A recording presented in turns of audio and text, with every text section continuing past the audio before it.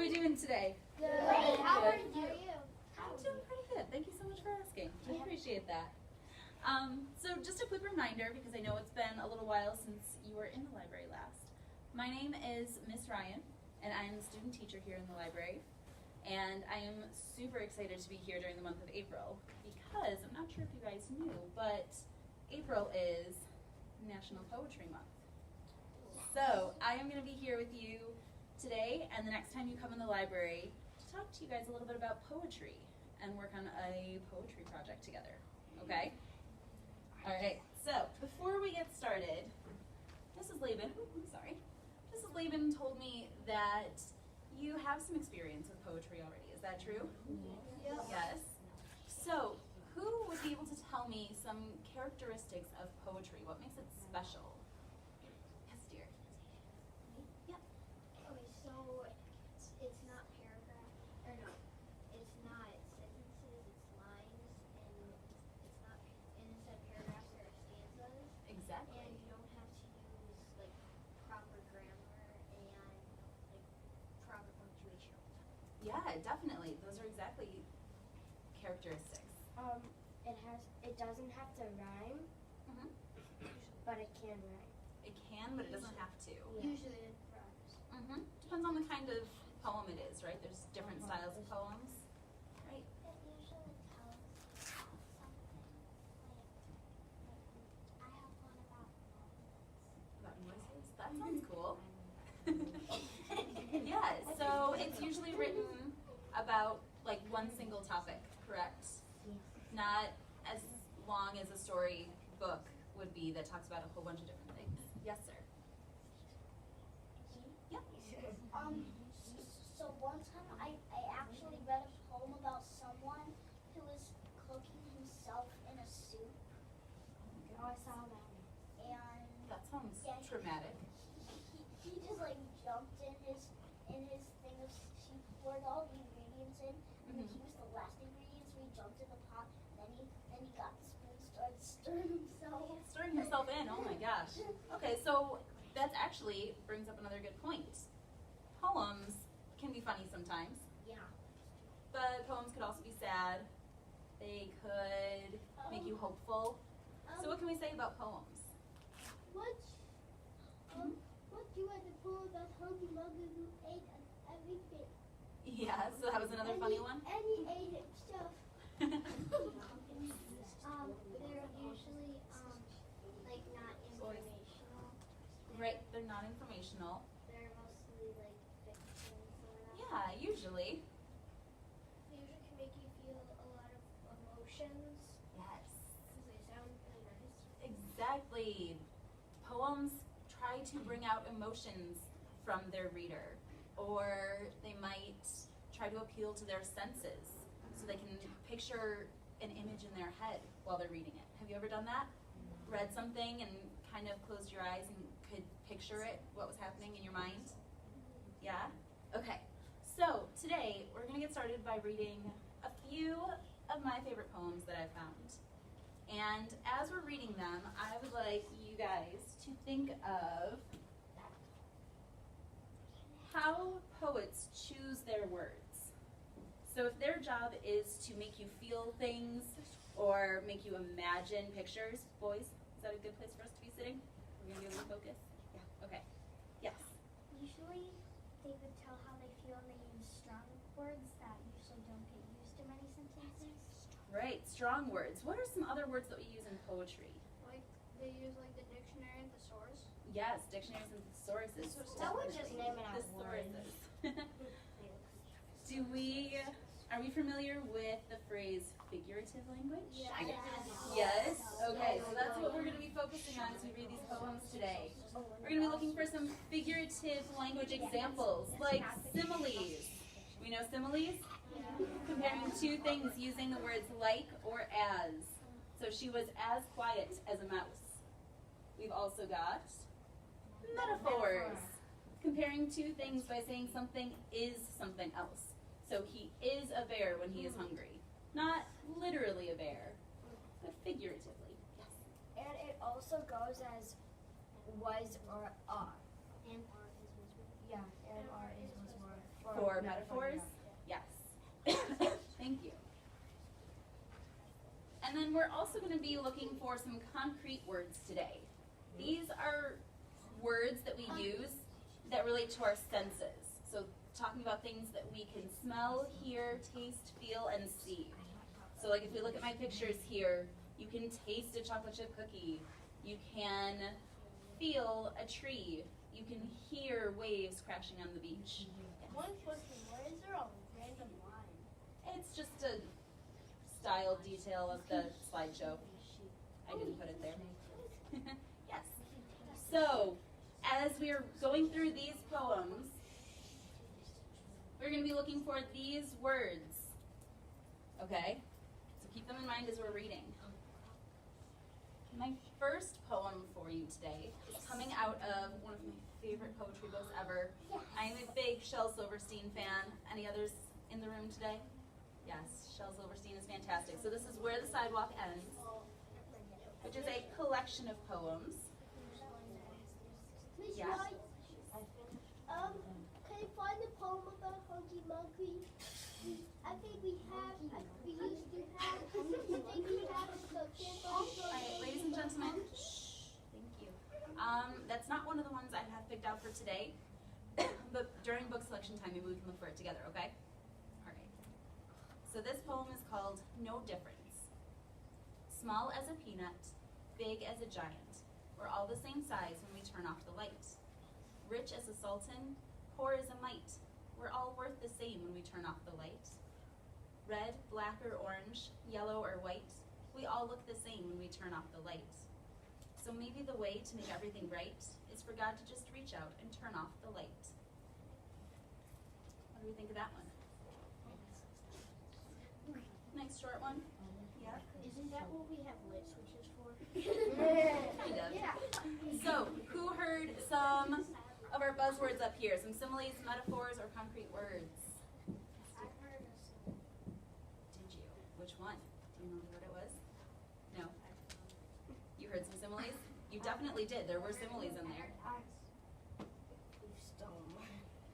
You heard as? I Yeah. heard two, but I can't remember Why the is other it? word. Why did I say That wasn't in the poem, though. That was an example. In the poem, what about small as a peanut? Oh, Yeah? that was the one I totally heard. You heard that one? Good. Yeah, What sure. about Yep. rich?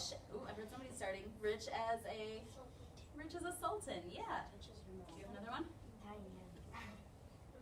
What about big as a giant? Yes, those were our similes in that poem.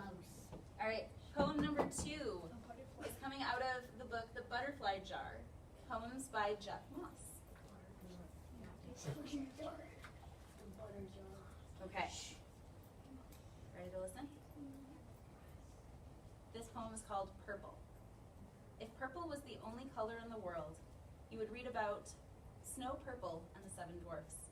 You would sing about the purple grass growing all around, and you would drink purple juice for breakfast. You would write with chalk on the purple board and cross the street when the light turned purple, and visit the President of the United States in the Purple House. You could even write a poem that begins, roses are purple, violets are also purple. It's a good thing there are other colors. I like that one. So that was a funny one. What did we hear in that poem? Boys, turning around, eyes front.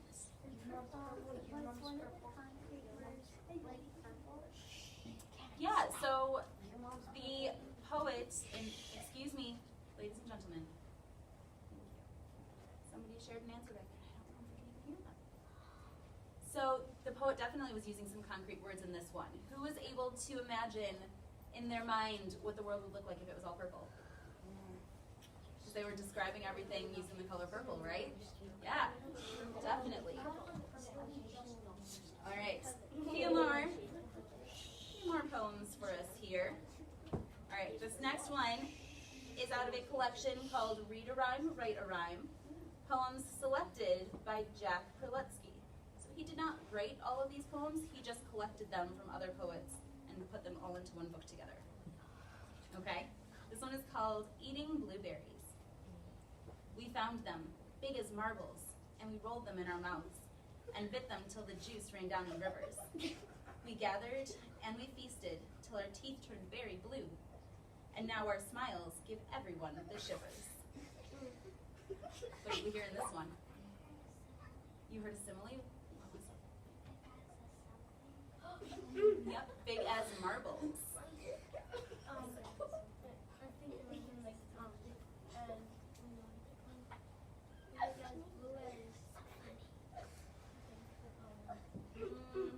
Our teeth turned very blue. Is that the part? Yeah, so that could be an example of a metaphor or even a concrete word, because you can picture how blue that was in their head. Boys, how about, can you come take a seat over on the side for me, please? Nope. Yep, I want to make sure you're in a place where you're going to be able to be an excellent listener. Thank you. What about the line about the juice of the blueberries? It was a metaphor, like the juice like running down the river. Yeah, definitely metaphor there. Good job. All right, I have one last one.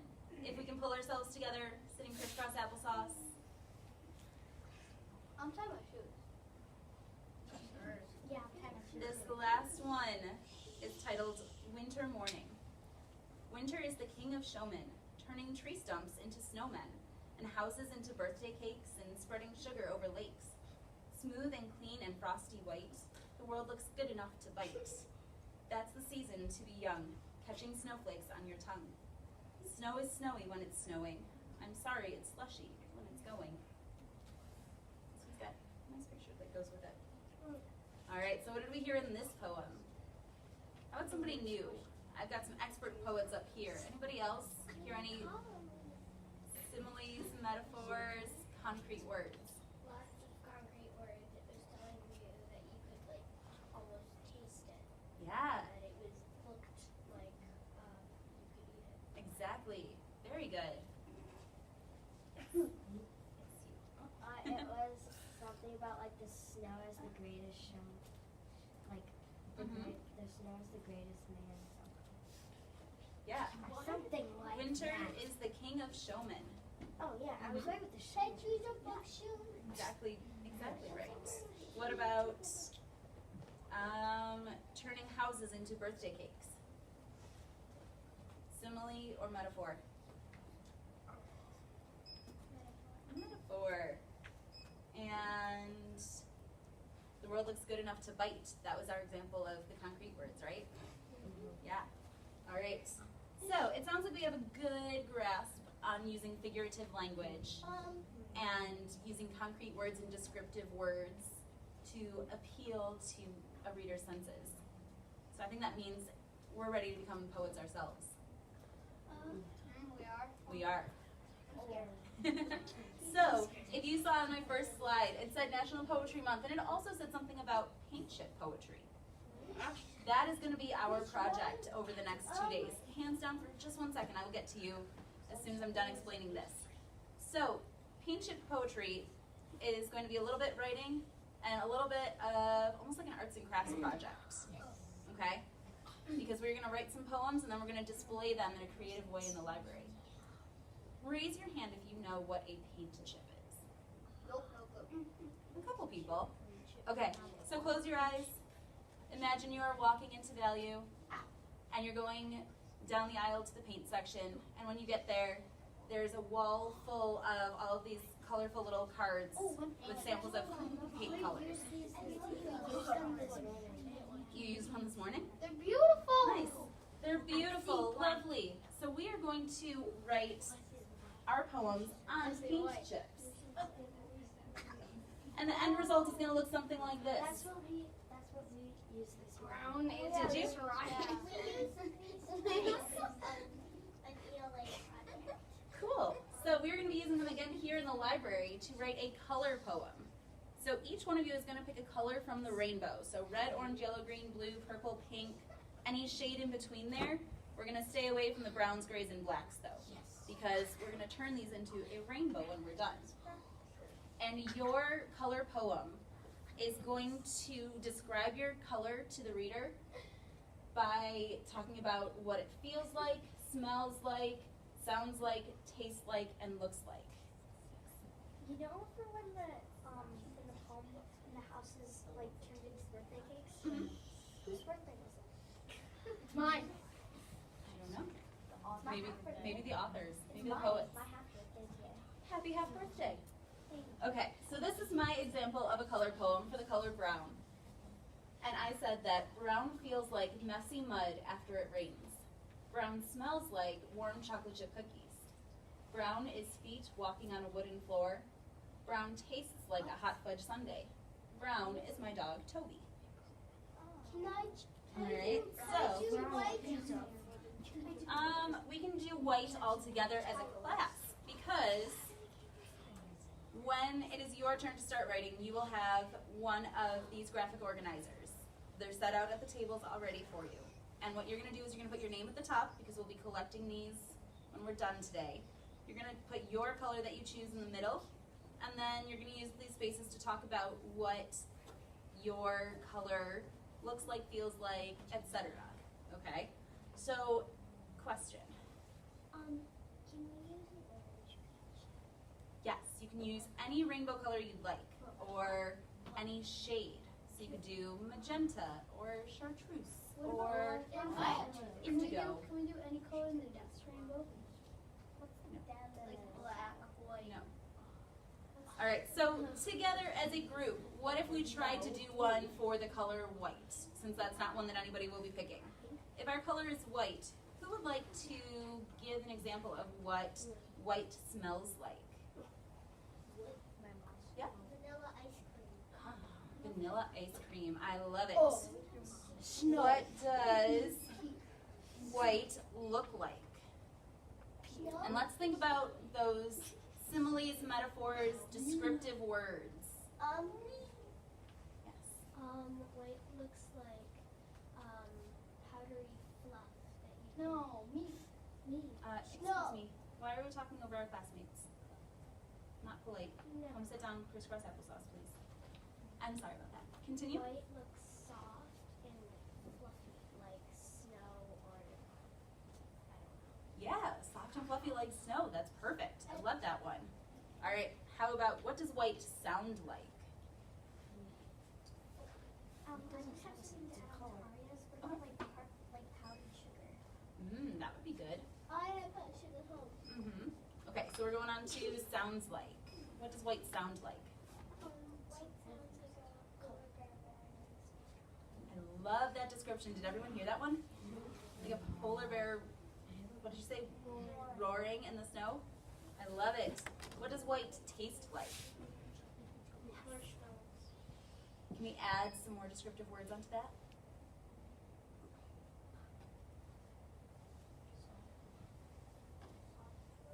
Sure, soft marshmallows, gooey marshmallows, I like that one. Yep.